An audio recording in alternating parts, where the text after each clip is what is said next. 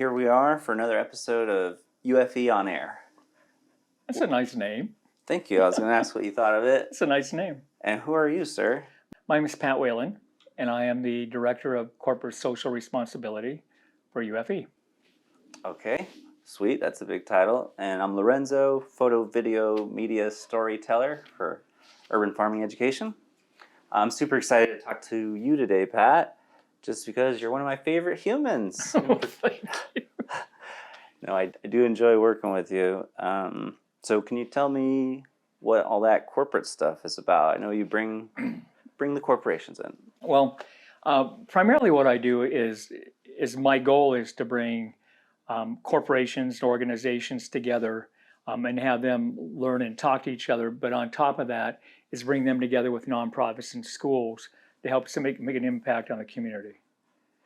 So I do that a lot by having meetings with corporations, especially meeting planners in the area, talking about what we do and get them excited, and then bring them in to build items, to help sponsor gardens, to help be volunteers.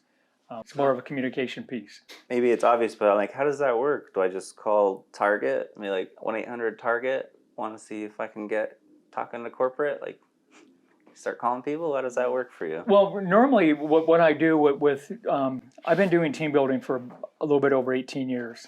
And so what I've done is over the years develop relationships with meeting planners and corporations in the Valley area. And so when meeting planners have companies come into town, most of the time they want to do something to do with team building.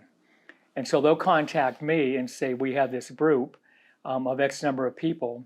They want to do something different. And so it's up to me to find different activities for them to do so it has some kind of a meaningful impact to it. So over the years, we've done things like build bicycles and stuffed teddy bears and stuff. So they're relatively quick programs. They're about anywhere from an hour to 90 minutes long. And so we take the items that they do at the hotel, and then we go and distribute them throughout the community. So I try to find out what their organization, what their goals are, if they have any charities that they want to work with and put together programs there. So over the last year and a half, basically, what I've done is I've used UFE as being an alternative long-term type program. So we can build the garden pieces at a hotel if they can't leave the hotel. Then we take those and put those into a school or an organization like United Food Bank or Esperanza, and we put those in, and they help offset the cost of that garden. And they also sponsor it. So the idea is having a long-term tie-in with the activities. But any company can contact us, whether it's through WeAreUFE.org or through the meeting planners or whatever, and then we start the ball rolling from there.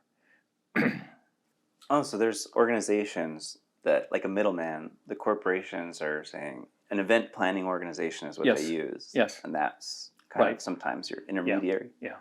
And then the other thing that we find is some of the nonprofits, for instance, the food bank or Esperanza, what they do is they'll call and say, I have a group that wants to come in and do work in the garden.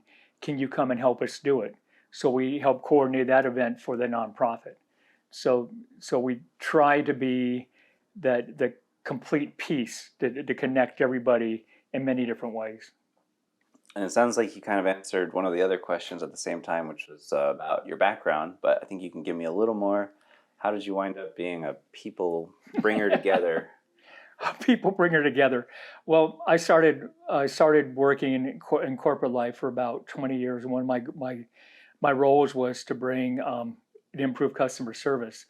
And I always have had a way of using games or activities to bring people together. So on the corporate end of life, I started doing the team building within stores or within the company I was with. And then I eventually left and went and started to work doing some team building, because that's really what I wanted to do way back when I was in college. And so I kind of brought that forward. And so then I left the corporate life and left the team building company, and myself and Christine Malcolm, we started a team building company. It started off very, very small, and built our our reputation on being kind of creative and finding new and better ways to do things.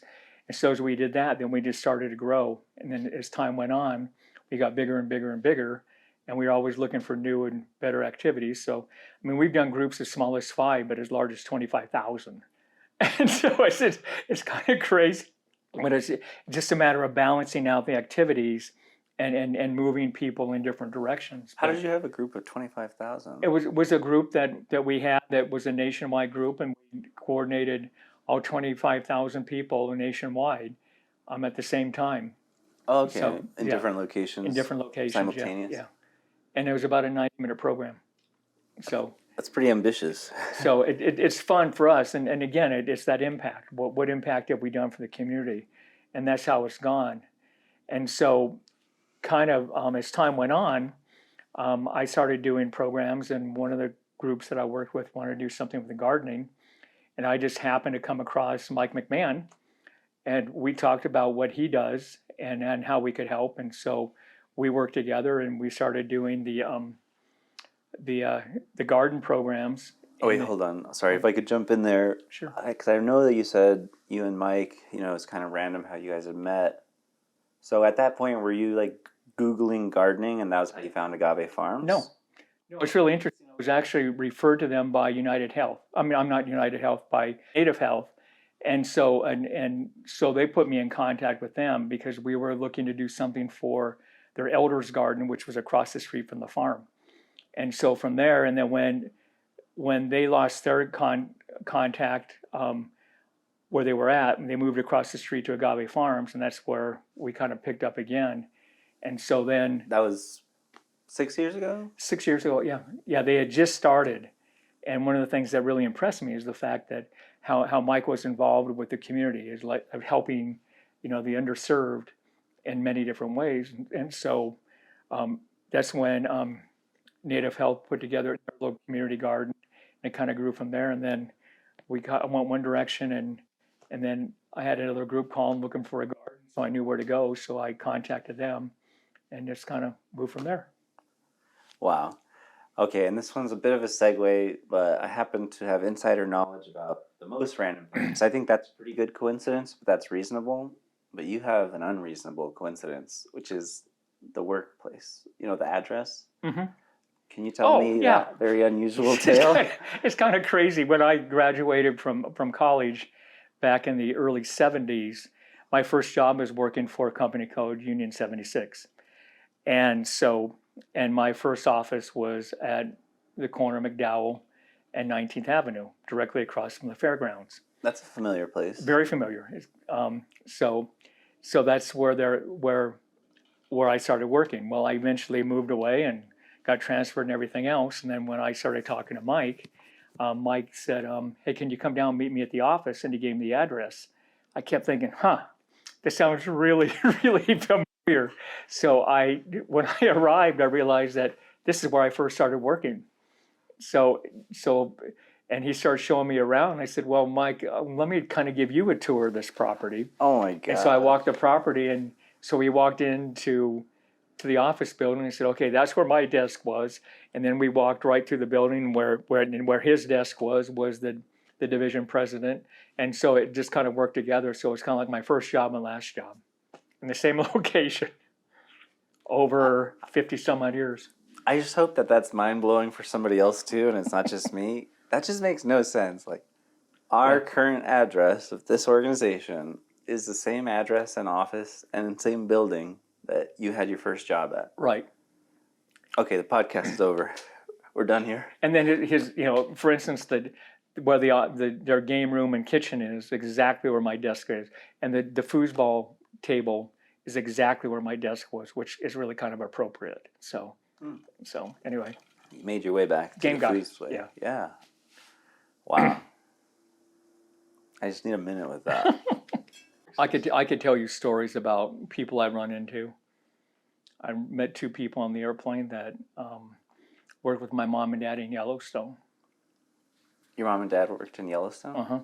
And so did these people, and we just started talking, and then they actually worked together. They knew him? Uh-huh. You dropped the name? What did your parents do in Yellowstone? Oh, they were working in the like the gift shops and stuff. Okay. But yeah, Were they just like because they love the outdoors? no, That was so a it was a lifestyle? job. It was just a job. Do they just live there? No, they lived in North Dakota and Colorado, and that's where they met. Is that like a gig? Yeah. I'm, Yeah, I a forget lot where of times exactly in Yellowstone. college, the kids would go and work at all the national parks because they were so different.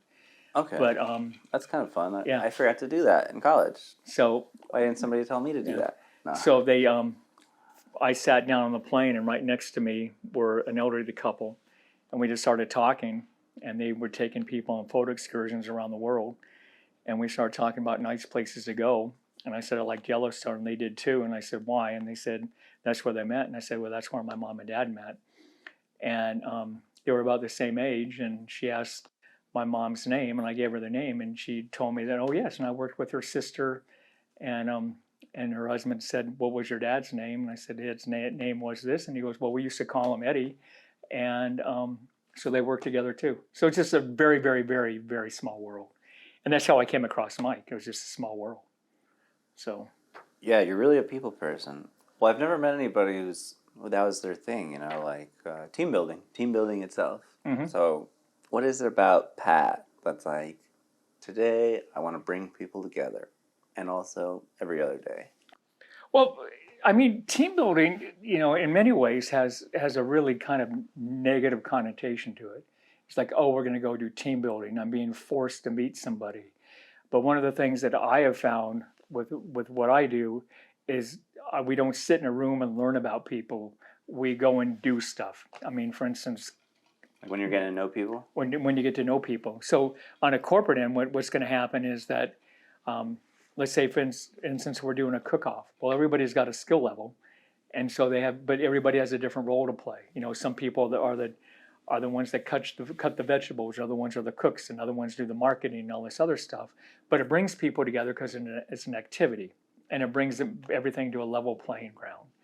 And so the kitchen for years, I mean for centuries, has been where families get together in the kitchen and they cook and they share and everything else. Well, it's kind of like gardening is the same way, because everybody has a different skill level, but that level you learn by doing and sharing ideas. Some people know how to do soil, some people know how to do irrigation, some people know how to cook the food and eat the food. But the idea is then again you bring everybody to a level ground. So that's what my goal is with team building, is just bring people together to talk. You don't have to know what color or what their personality is you just get to know people based on who they are.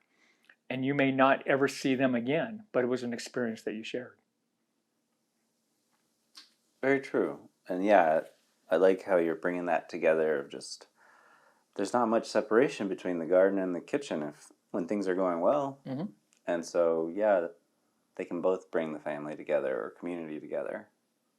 Do you remember the chef's name at Esperanza? Moises? What about the Spanish-speaking gal?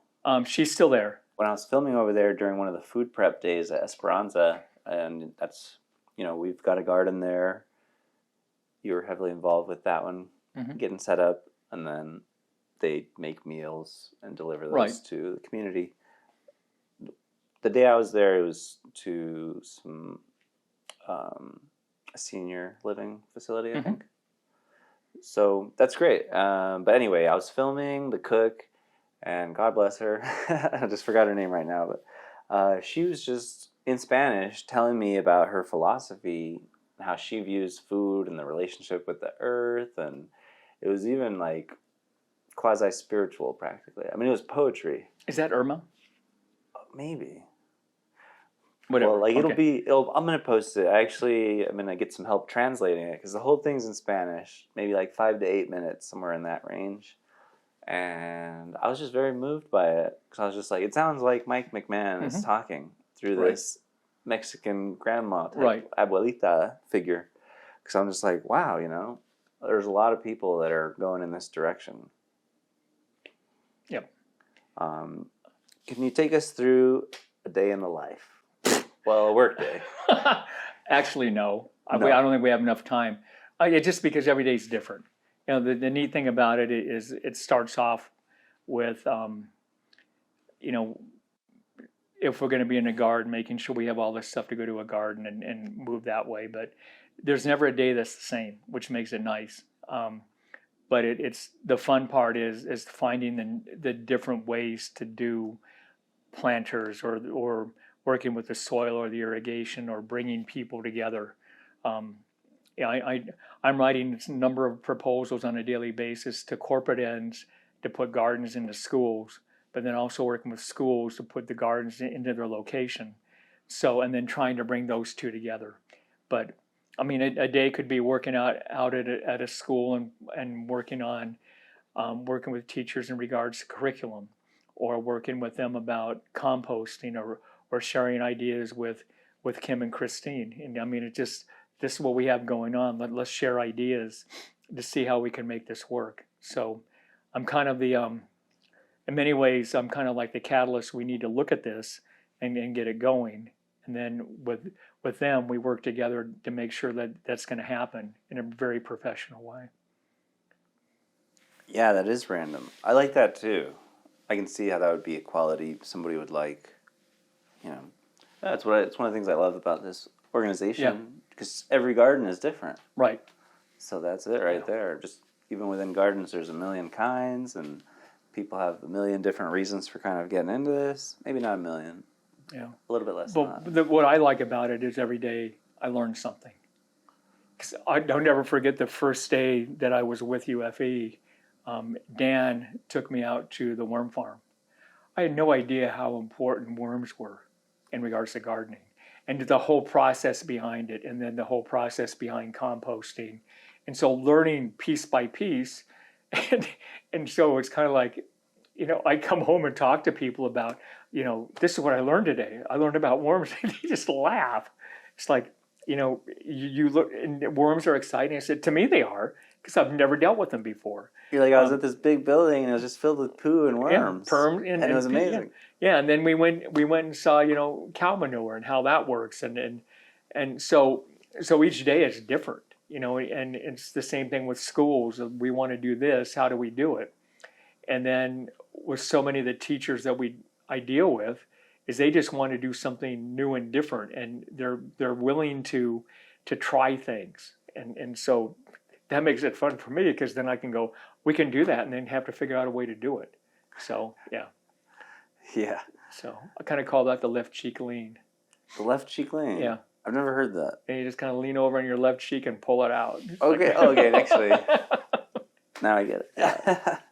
That's probably shouldn't be in a podcast, but that's okay. Compost. We work with a lot of shit. Yep. We're familiar with it. Yeah. Okay. Tell me. I feel like volunteers are a huge part of what we're doing. And Absolutely. And just, I've seen how much can be done when people just show up. Mm-hmm. That's amazing. I don't know. I'm just curious how you feel about just volunteers and the community that we've got, even at this point. I know it's growing, but I think volunteers are huge in regards to the success of any organization. Whether it's a nonprofit or a school or whatever. And one of the things that we've done we've asked the schools to do is get volunteers to be part of the gardens, whether it's the students, but also their parents and corporations that I deal with to bring them together, because we can't put that burden on all the teachers. They have enough to do. So if we get volunteers that want to learn and be part of it. You're talking about the maintenance and labor. Oh, the maintenance, the labor, just bringing people together, helping with curriculum, special nights when they're talking about STEM, being involved. But I think volunteers are important because they help share their responsibility of a garden. And what I find when we talk about to schools, one of the biggest things that they complain about is we don't have time. And so, but if we can get volunteers to help them, then they have time. So, but volunteers are critical in every aspect of UFE. Do you think right now, how would you rate where we're at as far as maybe, like, do we have the volunteers we need? Do the volunteers that we have know that we need them? Do we need more volunteers? What's the situation? We need more volunteers. We're a very, very, very small organization right now. And we have volunteers that will help when they're asked. And what we need to do is find volunteers that want to take the step forward ahead of time, to take responsibility for some of the different pieces. But volunteers The only way UFE is going to work, and the only way UFE is going to work in schools and nonprofits, is by having volunteers help, because we're not big enough to manage it ourselves, and the schools and organizations aren't big enough to handle it themselves. But we also have to make it interesting where those that want to learn is something new and fun for them to learn too. Yeah, there's got to be. We have to offer. It's got to be a something. balance, yeah. And we need to know what we're doing as we move forward. So. Okay. Well, I know I've heard Mike talk about this, and I think anybody listening would relate to this. The biggest issue in all gardens, I think, would be a garden is made and people are happy. Maybe things are planted, but time is the enemy. Like how does a garden keep it together season after season without going into neglect, I guess, which is where one of my gardens is there right now, so I'm speaking from guilt. Yeah. But it's where the volunteers have to come in, is the ownership. So not just come once. And I'll come. No, it's got to be the ownership. It's got to be regularly. Yeah, visiting. And that's one of the things that I'm trying to do with these corporations and these companies working on a garden is they're part of it. They help build it. They help plant it, and then help take ownership of it. Because you don't have to have 100 volunteers, but if you have 4 different volunteers every week, and there's a plan of what's going to happen, it's going to continue to go. But one of the biggest things with almost any project that you look at is if you start it and then you don't have anything to help you continue it, or any motivation to continue it because you don't see a success in it, you're not going to be interested. So it's what are we learning, And one of the great things that Kim does is her lessons in regards to seeds and planting and the parts of a flower or parts of a vegetable, that when you see the interaction of like, with the participants saying, I didn't know that. And it's just not just the planting or weeding and everything else. It's, talking about and learning and spreading the news of the garden. So you spread the news of the garden, you get more people involved. Then your volunteer group becomes bigger, and then you have a chance to move those volunteers to other gardens. So it's a huge effect. And every volunteer has a different skill level. So you don't have to be a gardener. You can be an ambassador. You can be somebody that likes to make phone calls or does research. So a volunteer doesn't have to be the physical person. They can be the whole non-physical, talking, encouraging type person. Okay. So. I got to tell you, I try to give back to the community in my little ways here or there, but I'm no Mother Teresa. But the people I've met at these, just over the last few years, there's really something about people that volunteer. I think. Oh, yeah.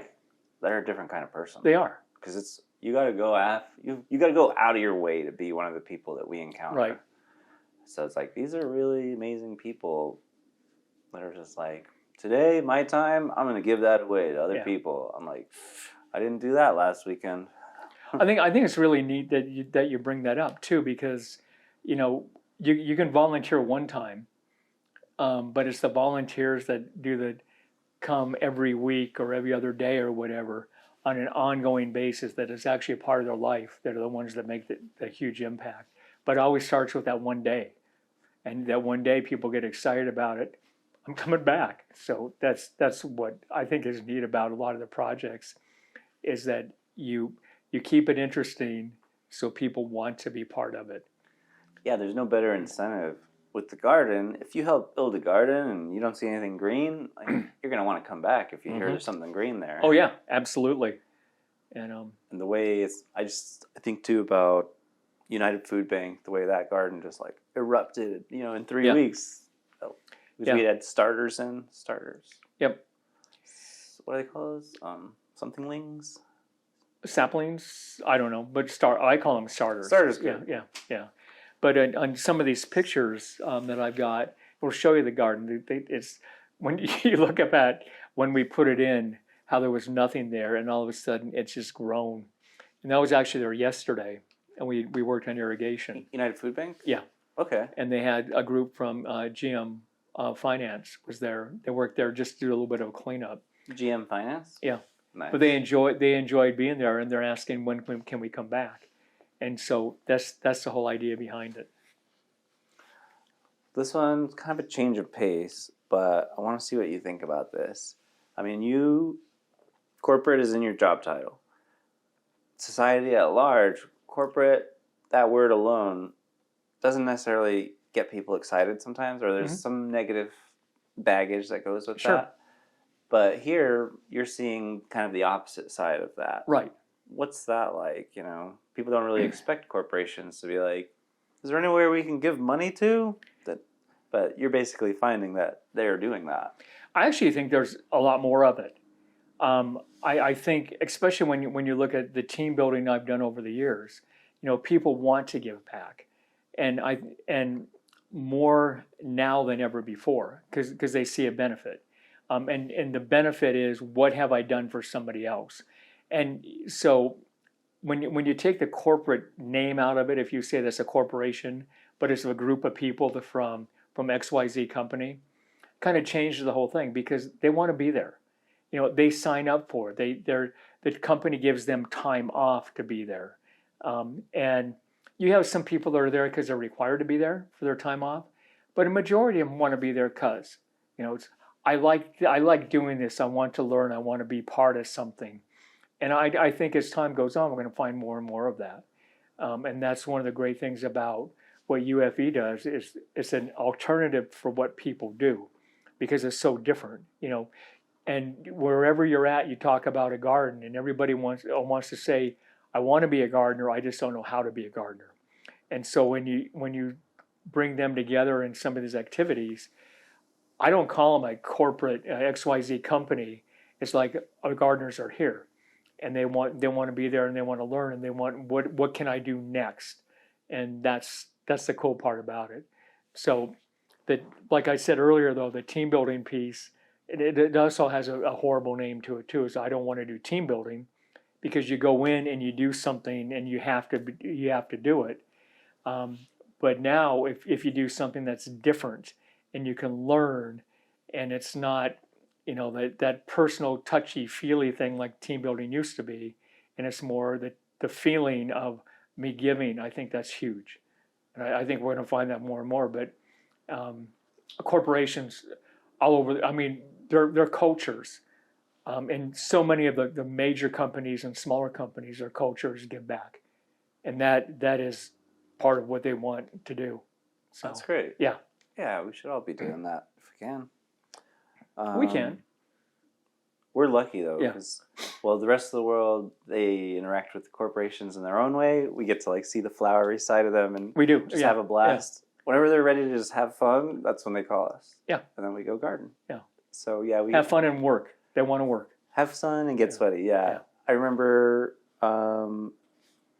just in case, I'll keep their names private, but we had some visitors from up north of the border, and we were very concerned for them because we were watching them because they just weren't familiar with how easy you can get heat stroke if you're not used to Arizona and you're laboring outside. So I just remember being so worried for them. Oh yeah, and they still talk about that. The heat. That's the heat. But no, the more what they did.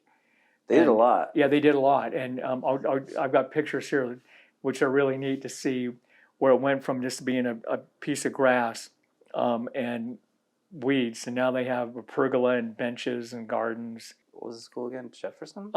Hughes. Oh, Hughes Elementary. Yeah. I haven't been back there since that day. Oh, it's huge. It's amazing. And then our next step with them is we're actually working with them on putting composting in for second graders, so they're going to learn how to do it. And the third graders are going to put in sprout gardens. Well, that's going to be so fun. So it's an ongoing piece. And they're building momentum. Yeah.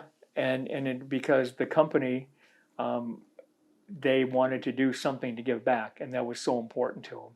And they were going to be there for 3 hours, and they were under there 8 hours putting that together. And then they moved some tomato gardens around, and we put some mulch in. What were they doing in that grass area? Was it a circular thing? And we put a butterfly garden in, and they have butterflies. What? Yeah. So they can see the impact of what they've done in their community, and the the school is really involved in this and wants to be involved daily. But it's the type of thing that a group of people showed an interest and helped them move from point one to point two, and then the school just goes from there. It's really neat. It's like when was it a serve in yeah, a spike assist? I don't know. Volleyball. Yeah. I can't do sports metaphors, unfortunately. Anyway, no, that's good. Okay, Pat. I think, when I look at our collage, some of the collages that I made, I feel really good because I'm like, I love the variety here. It is cool for me to know so many different types of places, different types of gardens. So when I have them all in my, like that cool intro video that I made recently. Sure. I don't know. They call it like the mosaic style. So I love that. But to me, what that says, we're doing a lot of different types of things. We don't just do, here's a garden that looks exactly like this and every single one's going to look the same. It seems like we're doing the opposite of that. Can you give me some details on that? Sure. We have a number of different types that we're working on, and we'll start with shelter gardens. And shelter gardens are primarily put in locations where people live. Maybe they're in transitional housing, maybe they're homeless or whatever. But what's happening with those, it's more of the ecotherapy piece, is where people can go and work in the garden and share, kind of like what I talked about earlier with the kitchens and the garden. It's where you can share and you can talk because you're kind of on an equal basis. But the shelter gardens are huge. I mean, we have places like UMOM here in the Valley, and we're working with an organization in San Diego, the San Diego Rescue Mission. And what they're doing with that is, again, more of a release, that people are there to release and relax, and they can learn. And when they're gone and they move on to something else, that it's something that they learned while they were in a bad place, but it gives them something good to remember. And so those shelter gardens are huge. And as time goes on, I think we're going to find more and more shelter gardens, more for the relaxation and the therapy piece. Yeah, I do find it to be very therapeutic when I get out there with the pickaxe. Yeah. Really. Yeah. So, and then we go from there, and let's go to school gardens. And school gardens are huge because they're a learning piece. And the school gardens, we can do in many, many different ways. We can do the ones that are actually using vegetation from the deserts. And when you look at where we live, people are learning about what grows in the desert, what can be eaten. When we think it might be a weed, it's very edible. And so learning from that. So it's that's the fun part there, is like, I see this, and look, now when you go someplace else, you can see what's going on in the desert and go from there. But you also use it educational pieces. You can learn about sprouts and how nutritious sprouts are. You can learn about water retention and feeding and the whole science behind growth. And one of the things that Mike has talked about before, which is kind of intriguing, is that with a tomato, if you just look at a tomato, which has about 100 seeds in each tomato, and you think about if you save some of those seeds and you plant those seeds, and all of a sudden you have one tomato plant, and now you have a chance of having 100 tomato plants to produce 30 tomatoes. What is the math behind it? And so it's the whole type of thing where when you kind of make something fun out of science and math. But again, the school gardens there's just so many different ways to learn about so much in nature, and it's something that we think has been lost, which is one of the things that we're helping to put back in. And then we have the memorial gardens, and the memorial gardens are really designed to remember somebody that's been involved in an organization or a member of the family. And so with the memorial gardens, you can put them just about any place.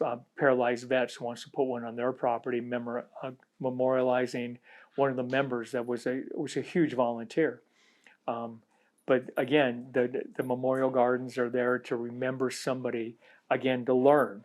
You learn about somebody that was part of the community and why they enjoy doing the gardening piece. So no matter what it is, a garden is a learning piece. Yeah, that would be nice to have a memorial garden. We're actually going to have one pretty soon at PVA, Paralyzed Vets, over on Fillmore and Fairmont and 11th Street. And then if you did some quick guesstimation, if I had to guess, I'd say we have more gardens at schools than anywhere else. Is that accurate? Right now we do. We do our. We're looking at, by the end of the year, having about 39 gardens in schools. When we're looking at the memorial gardens, we'll probably have 1 or 2 for right now. Okay. And so, but yeah, school gardens, because that's really what the emphasis is right now, is getting kids to learn about the science of growing and the science of soil. And teachers are interested in that, and it's becoming part of curriculum. So yeah. And that reminds me that we were just talking about Hughes, and so they have a butterfly garden. Mm-hmm. What is that? I think people are probably going to ask about that one more than any of them. Sure. Butterfly gardens are primarily designed to bring a place on property for at a location to bring butterflies and bees and pollinators into the garden to help it grow. Kim works a lot is working on the monarch wait station, and about putting the right plants in the garden to enhance butterflies from coming in. I don't know a ton about them, but I know every school I talk to wants to have a butterfly garden. And the funny thing about it is, in the first grade curriculum, they learn about butterflies. So, oh, really? Yeah. Yeah, I heard. Oh, didn't they say they released some, or they were planning on it? I interviewed one of the leadership at Hughes. Oh, okay. One of the principals. Yes, they said they had plans of, I think, studying the butterfly First grade reproduction cycle. I guess is it called that, or is that just its growth?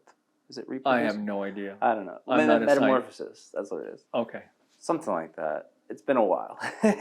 Oh yeah. Well, actually, I can relate to that just because we've got. I put out that video in February showing my own. I called it a pollination station, but that sounds like a butterfly garden. Looking back on my end, I know that once I started Googling it, which was much after I planted everything, of course, I saw that there was an opportunity to use more native plants. So that's there's room for improvement there. I felt a little bit bad. So some of the native pollinators, they're like, I live here, I recognize certain plants, you've brought in flowers from I don't know where. So I felt a little bit embarrassed. I was like, I just saved all the bees. I saved all of them with my flowers. That's how I felt. Yeah. It's a start. And then I found out bees don't like those. Yep. But that's so just the gardening experience, huh? I try to tell people that failure is okay, and you're going to fail in some ways, and it's trial and error. Even Mike has told me in the process of some of the recent explainer videos we were doing, just how agave farms, there was a lot of failure there too, and that's what led to its growth. Trial and error. Yeah, I think is big. Well, you know what fail stands for, don't you? Mm-mm. First attempt in learning.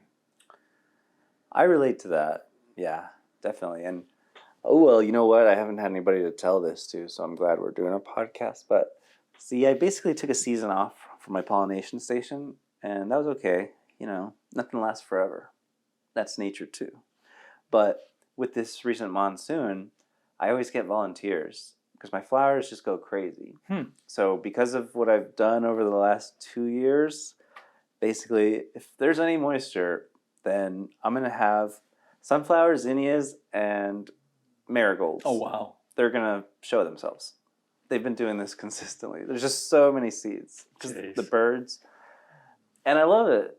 So I haven't planted my garden. It has planted itself this year, but it's done so. I want to see the zinnias again. I want them to get real unruly. They were ridiculous. That's the fun part that I'm learning about this whole thing is the whole cycle of nature, and when in talking to Kim, and Kim talking about letting things go to seed and then it'll come up naturally. And with the bag system is, let the different crops go to seed, because then when you have the moisture in this right season, they come up. So it's pretty interesting. Oh yeah. So then what I do now, of course, as I've picked up from Kim, but they're all clustered. So all my volunteers, they'll be packed real tight. So then I go in there and I break them up, and then I distribute them where I want Right. them. That's So neat. so it's as if I had bought them. It's like I buy seedlings and I come home and I distribute them, but I'm actually just taking them from the garden and putting them back in, but in a reasonable way, so because right now they would all just die. Yeah, They all, that's neat. because they're too close. So anyway, I'm excited. I've got stuff going on there. Would you be able to tell me what your favorite project is right now? Oh, there's a lot of fun things going on. One of them is an organization or a company or a school out in Mesa called the Hub, and it's a school that is more of a, I'm going to call it an alternative school, in that you still get your your diploma and everything else, but you kind of follow the interest that you've got. You know, if you're in music or if you're in art or if you're in theater. But they're also finding there's a lot of students that want to be involved in gardens and the nature piece and sustainability. And so we're working with them on putting together different types of gardens. We're looking to put an indoor garden in where we're using aquaponics and hydroponics and stuff like that. And then we're also putting a garden in, which is going to be a desert garden, and we're going to put a vegetable garden in. But the whole idea behind it is developing an interest with with the students that want to be involved in growing. So again, it's something that I may not want to be a scientist, but I want to be involved in the garden. Another one is at Esperanza. Very interesting because we're using the gardens there to help, like I've said, help feed their clients. But now they're growing and they're looking to harvesting more and trying new and different ways to grow. So we're looking at different types of planters and stuff like that. And then we're working with Hughes Elementary School, and Hughes is putting in a greenhouse. And so we're working with them on the greenhouse piece and the composting. And so there's all different types of gardens that we're doing, and they're all kind of new to a lot of us. And so it's the learning part. Working with the San Diego Rescue Mission, providing a learning safe environment for people that are staying at this rescue mission.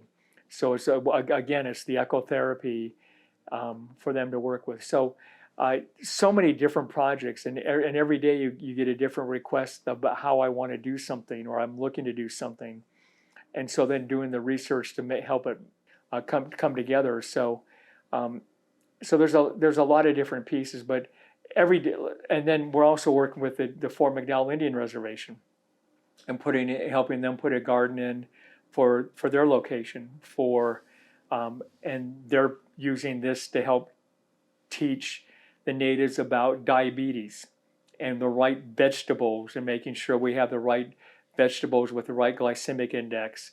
But again, they're all different parts of the community, and so we're looking with the underserved, we're looking at the education, we're looking at those that are in transition. So every piece is different, but we're involved in so many different ways because the garden provides so many different pieces to help everybody that's around it. Yeah, I love that. What are you most looking forward to? Is that your answer for that question? Because we have a lot of just awesome stuff going on and sobriety. You're just looking forward to all of it. Is that what you're telling me? I really am, because I think one of the things that when I started working with UFE, one of the things that I wanted to do is have a team building activity that had long-term effect on the community, as opposed to what did we do for 90 minutes or what did we do for 2 hours, or it's more of what have I done for long-term? How do I affect the people that are using this garden or in the community on a long-term 5-year, 10-year, 15-year basis? And I think that's important. So I feel like we have to have a long-term effect. And we've done so many things in our lives that are very short-term. let's do it and get it over with and move on. But I think by this whole garden process, and working on helping to save the earth in some way, I think is important. Heck yeah. And what you're telling me, I'm starting to hear echoes of community of gardens. It is, absolutely. But what's your take on that? Just if anybody is like still new, maybe they haven't heard of it. Sure. Well, to me, the community of gardens is a way for people that have so many different types of experience, whether you have no experience in being part of a garden, or you're a master gardener that knows everything about worms and everything else. But it's a way for us to share what our expertise is, and the community of gardens that we have is a resource. The idea is we don't have silo gardens. We have all these different gardens that do different things, and we're a resource for people to find them and to find information how to be a gardener at any level they want to be at, and having information in regards to nutrition and recipes. But the whole idea is by going onto the website, and we have this wheel on the website that talks about a lot of different things, and going in and clicking on it, and so you can volunteer, or you can find out about different types of gardens that might help you, or you can contact different types of gardens to find out what they're doing. But it's just a resource. In the community of gardens, there's so much that we can do as a community in regards to bring out better nutrition and soil health and earth health. And so the community of gardens is a resource, and I think it's a resource that's very, very valuable to everybody. And by taking the silo piece out of it and make it the garden piece, and make it more of an open garden as opposed to putting everything in our own little silos and hope nobody else takes it. So we're much better off working together. I'm into that. Just for this, I'm going to help other people who, like me, weren't 100% sure about the silo thing, because I had to Google it.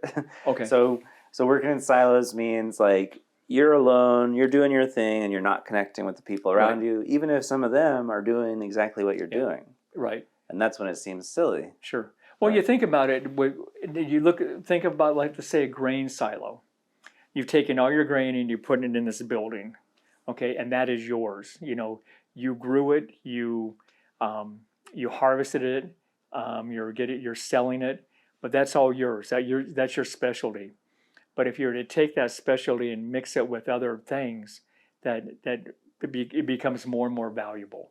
And so the silo is, we have a garden silos, we have corporate silos, and everything else. It's just we take the walls down, and we make it an open space.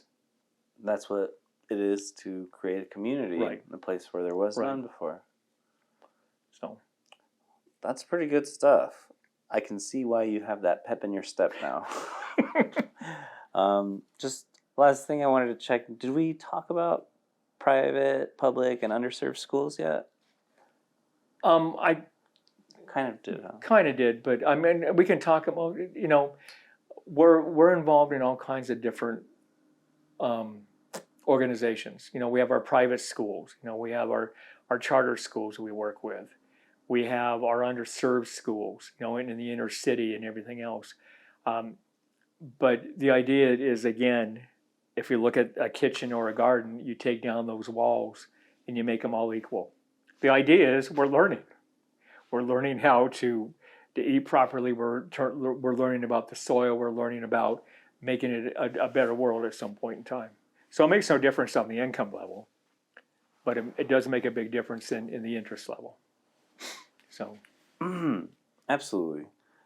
Any final thoughts? I have none. What about this one? Do you have a best moment on the job so far? If I made you pick one. Just one moment. I think the best moment on my job was meeting this guy by the name of Lorenzo. Wow! What a coincidence. Because I was gonna... Yeah, I really, every day is different. I don't think I've ever had a day that I just don't want to do it anymore. And when it comes down to that, then I won't do it anymore. So, yeah. First job, last job, same location. And with that, I think we'll complete the cycle. Great talking to you. Thank you for your time, and good to know more about what you do within urban farming education. Thanks for letting me be part of it. Okay, well, show us love. Social medias, YouTube, Facebook. Tell people about this. It's awesome. Come volunteer. Hang out with us. WeAreUFE.org. And this is UFE on air.